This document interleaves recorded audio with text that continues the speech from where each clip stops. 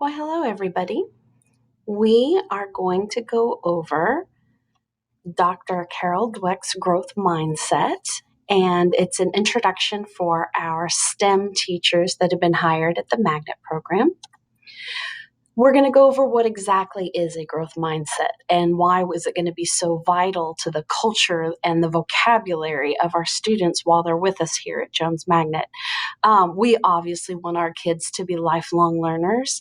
We want them to have good character and creativity and curiosity and critical thinking and collaboration. We want to provide experiences to develop all of those things. So, growth mindset. A fixed mindset is a belief that you are born with a set IQ and that nothing can change that, no matter what you do. You're born as smart as you're going to be.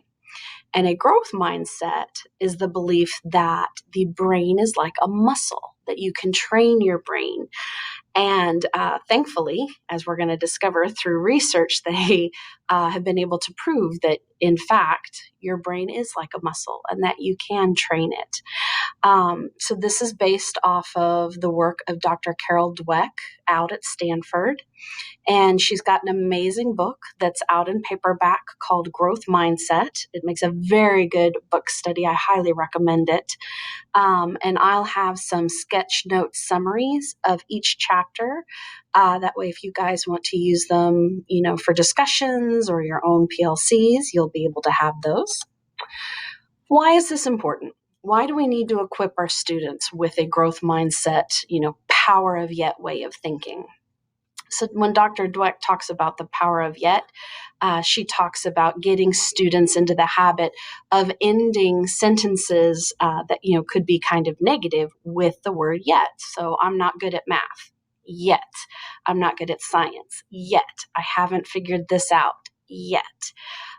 So when any of our students, encounter a situation, whether it's down the road in college or their first job, where they are made to feel like they don't belong, that they're not smart enough or good enough, that it's a mistake that they're even there sitting at the table, whether it's based on their gender, their socioeconomic status, their orientation, the color of their skin, or the zip code they were born in, our kids are going to have a way to push through those challenges, continue on, and achieve their dreams.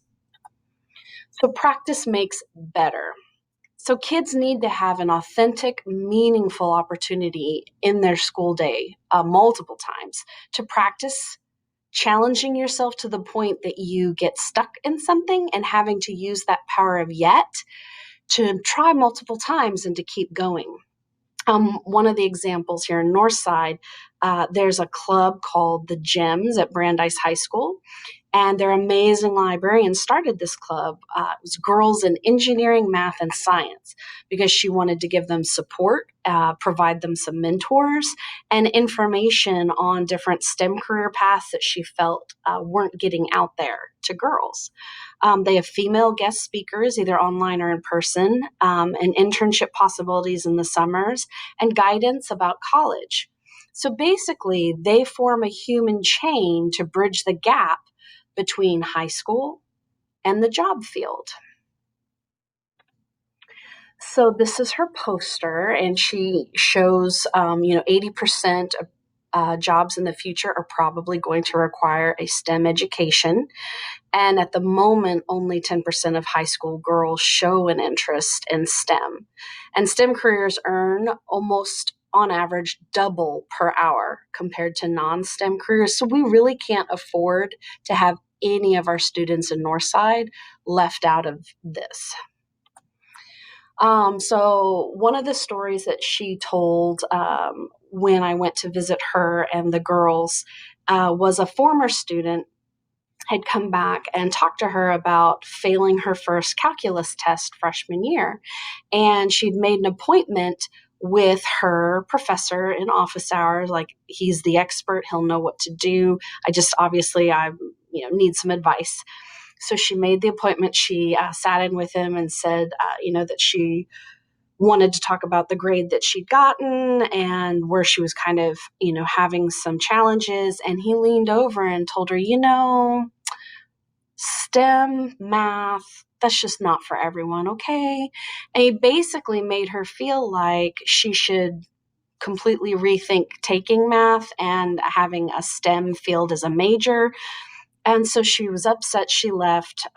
She happened to have her mentor that she had gotten back in high school on her phone. So she was calling her to explain what happened and that she was thinking about, dropping STEM as her major, her field. And her mentor was like, no, absolutely not. There are places that you can get help. There's, bits of tutoring you can have, not just on what to study, but how to study it. She said, you don't give up, you keep going. So thankfully, she listened to her mentor. She went and got set up with some tutoring and some other things to help get that first semester back into shape. And she ended up finishing the year just fine in calculus. But if she had listened to that professor, she probably would have quit. But it took that relationship with the mentor to prevent that from happening.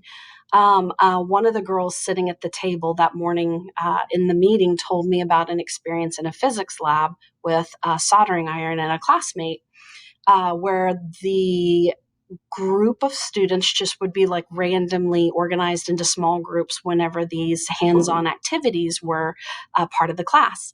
And it just so happened that that particular day, her group just ended up being all girls. And so they were getting ready to solder some things as part of the assignment. And one of the boys across the room yelled. He was like, wait, stop. And they all thought there was some kind of emergency. Was something on fire? Did they not see something? So everybody kind of froze to wait to see what he was talking about. He crossed the room and he tried to take the soldering iron from her and basically told her, look, this is really for guys to do. Thankfully, because she was part of that GEMS club, she was like, no, it's just as important for me to learn how to do this as you. And then the girls just kind of circled up and kept working. But she would have had a different experience had she not been part of that club and that group to help boost her up about kind of defending her right to learn and do those things, her right to take up space there. And there are some South by Southwest types of things in Austin where instead of movies, it's gamers that are meeting and doing like a worldwide conference. And there had been a female game designer that had been very up and coming, and she was coming up with all kinds of amazing things. So they wanted her to be one of the speakers. And they received so many death threats about it because she was female. They had to look at what they were going to do. Was it going to bring in extra security? Should they cancel it? Obviously, this was all before COVID, but our minority students and our female students being told that they don't belong in STEM areas is a very real possibility and reality for a lot of them. So we want to equip them to be able to hold up to that and still follow their goals. When kids are in elementary school, the interest in science is about 50-50 between boys and girls. But as you saw on that last slide a couple slides ago, by freshman year, that drops all the way down to 10% for girls. Now, we're not saying that all kids have to choose STEM careers, but that we're saying that if a student didn't, it's not due to lack of opportunity or exposure to those fields or prejudice against them. However, more and more traditional fields are incorporating STEM skills. Claire Danes' dress at the Met Gala, chefs who are having to learn computer coding and programming to be able to 3D print food and cake toppers and other things in their chef's programs. And there were even groups that traditionally just work with robots who are having to partner with farmers because they're trying to figure out how a robot could farm for when we get to places like Mars and talking about colonizing other planets. So, what could the effect of teaching growth mindset look like if we worked hard at it for K through 12? Well, at the secondary level, we would hope more kids would be choosing the STEM track in 8th grade, the endorsement, that more students would be challenging themselves by enrolling in pre-AP and AP classes, We would hope it would rise the graduation rate as well as going on to college and being accepted there and finishing college, and more STEAM and makerspace opportunities for all students, not just our GT or kids in specialized programs. Now, at the elementary level, the counselors there do guidance lessons with growth mindset themed books. There are songs and activities. They do a STEAM night where locals in STEM fields come, and it's like a career day, but it's in the evening, so that way parents can come and see what their kids are interested in. And because it's local, kids tend to see people of the gender or skin colors that match them, so that ups the odds that they could see themselves in that job role. Makerspace lessons with every grade level. When I was in elementary, I would tell my kids that coming to Makerspace, where they would get to build and make and design things, helps them get ready for their dream job, because you have to learn how to work in groups for most of the activities, and you have to practice the power of yet. How are you going to deal with getting stuck, failing, and making mistakes until you can get your project to work? And because it's fun and it's disguised as play, they don't realize that really they're learning the growth mindset and putting it into practice. I also hope that by kids in elementary school having those kinds of experiences, they would think it would be perfectly normal for both genders to like STEAM activities and jobs, and that none of our elementary boys would ever grow up and think that they have to try and wrestle away a soldering iron from a girl in a high school lab.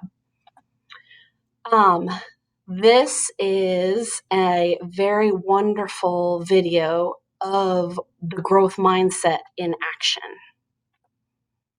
And I'm going to see if we can make that work.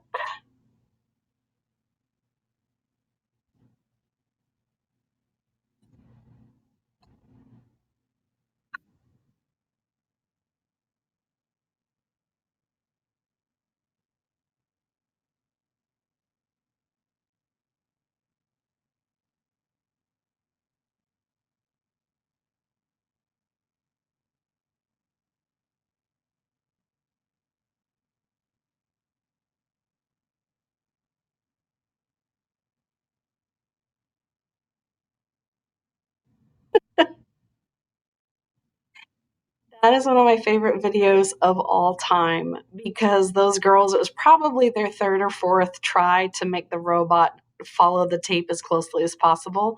And you can see their excitement when, after all their tries and all their do-overs, when it finally worked. It was a big deal. All right, let's see. So, where can you start? So, one of the first things I'm going to ask, and it's to put this Power of Yet blue word bubble up in your room physically, and also to put it in your space in your classroom that is virtual. So we want to make that word yet a part of your everyday environment with your kids. You want it to be like a habit for them to put that word yet at the end of a statement when they're struggling with something. And you can feel free to share other visuals as well that explains how everybody struggles. Everybody has to work hard with things. I regularly share with my students small little mini stories of when I failed at something the first time and it took multiple attempts to learn how to do something correctly. It actually is pretty reassuring to the kids that even grown-ups sometimes have to do things more than once before they're able to get it to work the way that it should. I would say use visuals in your lessons, refer to them, not just hang it on the wall, but refer to it as you're teaching other things. Make it part of your classroom culture. So use the phrase yet, use the phrase train your brain. If the kid's grown because you're about to tackle something that's kind of challenging, use that 3 seconds before you dive into the academics to say, it's okay, we're training our brains, we're challenging and stretching ourselves. So, in closing, between career exposure through CTE and the counselor, through Makerspace, and then the project based learning activities in class, and then all of us instilling a growth mindset culture in our students, really, there's going to be no stopping our kids and their dreams. And that's really what we're here for.